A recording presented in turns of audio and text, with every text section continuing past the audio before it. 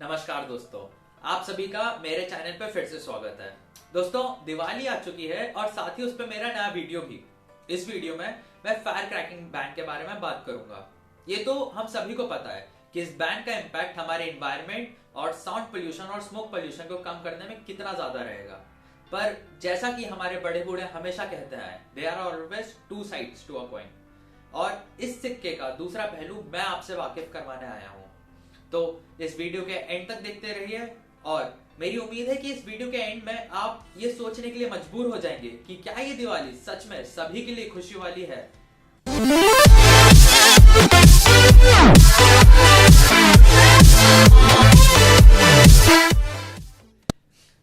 अपने लोगों का इंटरेस्ट और उनकी सेहत बचाने के लिए हर स्टेट ने एक अलग तरीके का फायर क्रैकर बैन इंप्लीमेंट किया है। अगर आप दिल्ली की बात करें तो वहां पे ग्रीन फायर क्रैकर्स भी नहीं फोड़ सकते। दिल्ली में कंप्लीट बैन है फायर क्रैकर्स को लेकर।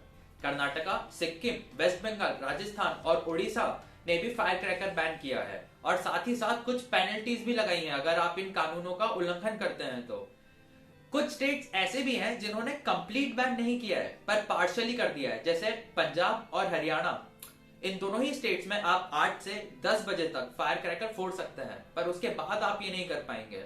बेसिकली आप किसी भी स्टेट से हो, इस दिवाली फायर क्रैकर फोड़ना आपके लिए मुश्किल हो सकता है।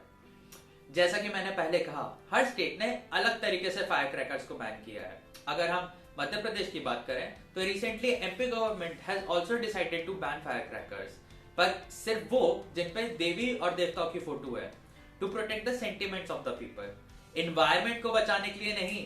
ये निर्णय हाल ही में देवास में हुए एक इंसिडेंट को देखकर लिया गया, जिसमें एक मुसलमान व्यक्ति देवी देवताओं की फोटो वाले फायर क्रैकर्स बेच रहा था, जिनको देख के क्राउड उस पर झड़प पड़ी। इस वीडियो का लिंक आपको मेरे डिस्क्रिप्शन में मिल जाएगा। दोस्तों, जब मैंने इस पूरे मैटर पे घंटों रिसर्च की तो मेरे मन में सरकार के खिलाफ कुछ सवाल आए। अगर फटाके बेचना अलाउ करना ही नहीं था तो आपने दुकानदारों को उसे बेचने का लाइसेंस ही क्यों दिया? आप मुझे बताइए कि भारत में दिवाली और न्यू ईयर पे सबसे ज्यादा फटाके बिकते हैं और दुकानदारों ने 400 से 600 किलो तक के फटाके स्टोर करके रखे हैं। अगर सरकार उन्हें बेचने की इजाजत नहीं देगी तो उन फटाकों को करेंगे क्या? भले ही मोदी जी ये बोल गए कि पकौड़े बेच के इनकम हो सकती है, पर जरूरी नहीं ना कि हर इंसान पकौड़े ही बेचे। देखो, एक दुकान में 4 या 5 लाख का माल लेके भी पड़े थे। ये सुप्रीम कोर्ट ने जब ये फैसला किया है तो लाइसेंस सबको दे दो। हमारे पास सबके रिकॉर्ड है, मेरे को पर्ची भी है लाइसेंस की। तो देने के बाद इन्होंने एकदम कह दिया भी अब मना कर रहे हैं। हमने 28% GST लगवा कर माल ले लिया है। अब ये माल हम कहाँ रखेंगे? ना घर में रख सकते हैं, ना सड़क पर रख सकते हैं, ना बाहर रख सकते हैं। हमें इतना टाइम दिया जाए कि हमारा माल तो बिक जाए। हर गरीब आदमी, एक गरीब बच्चा भी 5-10 रुपये के पटाखे लेकर दिवाली का त्यौहार मनाता है। पहले हमें GST की मार पड़ गई, फिर नोटबंदी की मार पड़ गई, अब ये मार लिया तो इसकी मार पड़ गई। कोर्ट ने अगर मना ही करना था तो खोलना ही नहीं चाहिए था, पहले हमें लाइसेंस देना नहीं चाहिए था। पहले हमें लाइसेंस सबको इशू कर दिया, फिर हमने सब दुकानदार भाइयों ने स्टॉक अपना अंदर कर लिया। उसके बाद 4 दिन बाद उन्होंने मना कर दिया कि पटाखा नहीं बेच सकते, जला सकते हैं पर बेच नहीं सकते। उसमें हमारा भारत में कई ऐसे दुकानदार हैं जो सिर्फ और सिर्फ दिवाली में दुकान खोलते हैं फटाके बेचने के लिए, और ये उनका सोल सोर्स ऑफ इनकम होता है थ्रू आउट द ईयर। और ऐसे में अगर सरकार उन फटाकों पे बैन लगा दे तो ये सरकार की शॉर्ट साइटेडनेस दिखाता है, खास तौर पे ऐसे हालातों में जब लॉकडाउन के बाद इकोनॉमी और भी ज्यादा कमजोर है। मेरा सरकार से दूसरा सवाल है कि क्या उन दुकानदारों को कंपनसेशन मिलेगा? कंपनसेशन मिलना ना सिर्फ इसलिए जरूरी है ताकि वो दुकानदार अपनी रोजी रोटी चला पाए, बल्कि इसलिए भी कि इन फायर क्रैकर्स बैन का इंप्लीमेंटेशन हो पाए। क्योंकि अगर इन दुकानदारों को कंपनसेशन नहीं मिला तो वो ये फटाके ब्लैक में बेचने लगेंगे, और ये हम सभी को पता है कि कितने आसानी से ब्लैक का सामान आप खरीद सकते हैं।